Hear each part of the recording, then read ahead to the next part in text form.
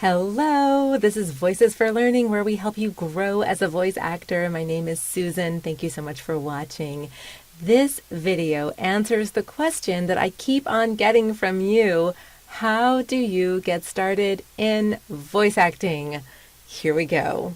So before we get started, please be sure to like, subscribe, and leave a comment. I am a new channel and I'm growing and I really need your support. Thank you so much.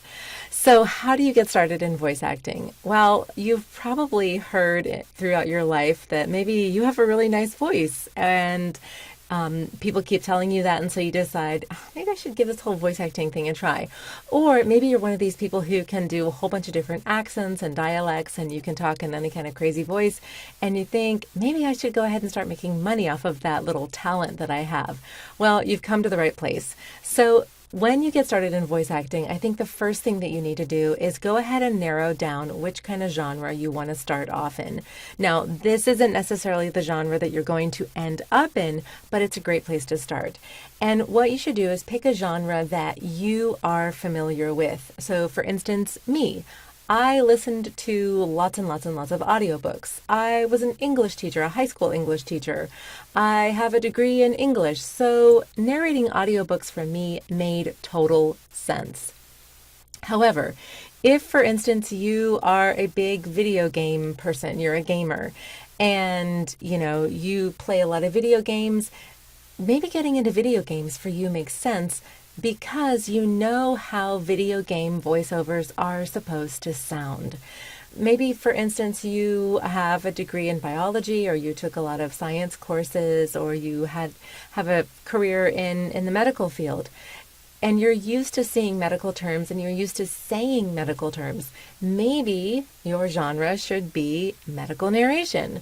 Or if you're a technical person, maybe you've created websites and you know a lot of the technical jargon and you understand cryptocurrency and other technical things like that. You know SEO and SaaS and whatever.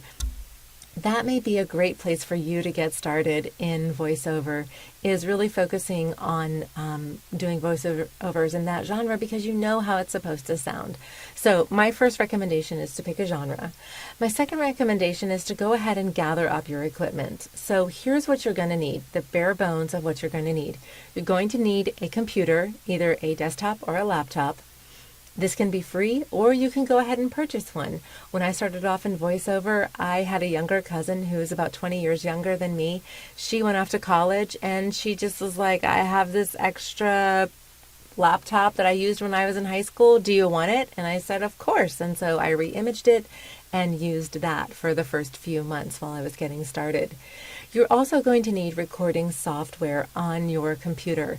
I always recommend Audacity. It is free and it's relatively simple to use. The learning curve is a little bit steep, but once you get into it, you will totally get it and you'll understand it and you'll be fine.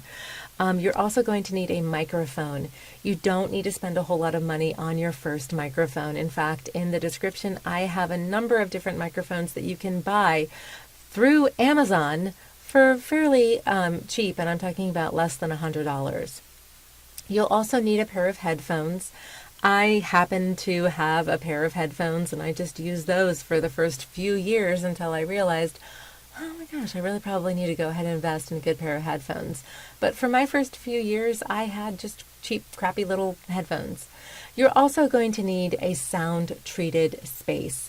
For most people, what they do is they just go inside their closet. And for me, that's what I did. I just moved aside a whole bunch of clothes and just parked myself there, and that was my little studio.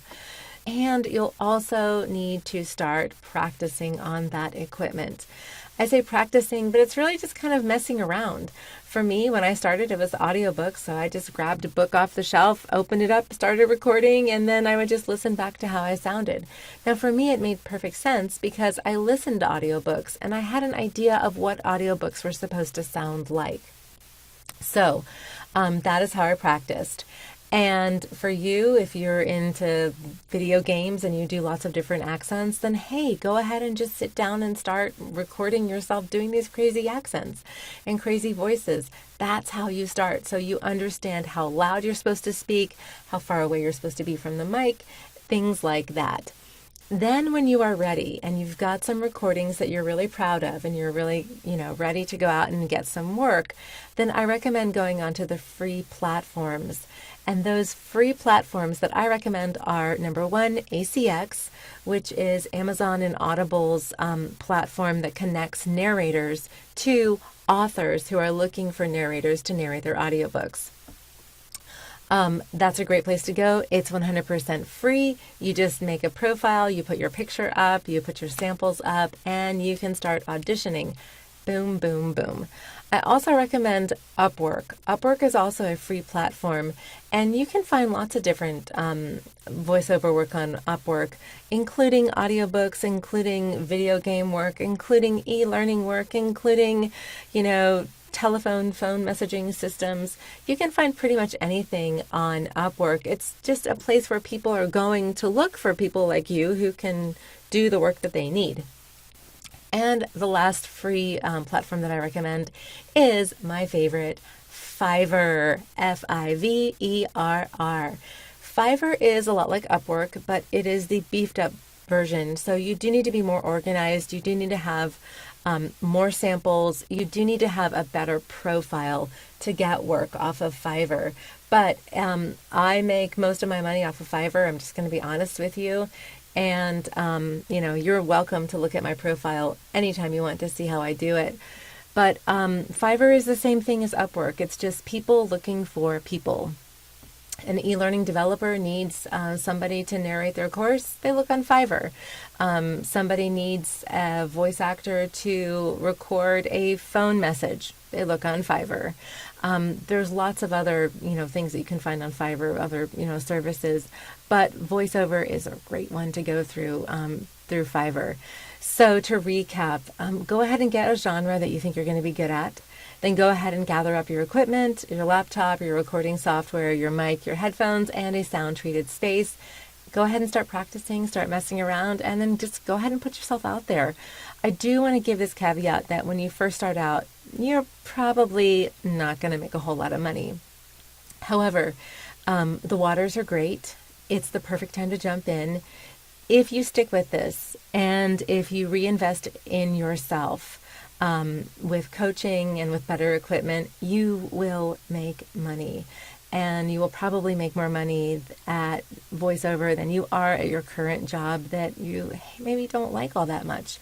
And I just want to say I love doing this job. It's, I think, what I was made to do.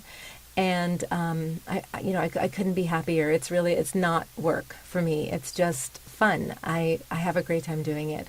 It's fulfilling and it's wonderful.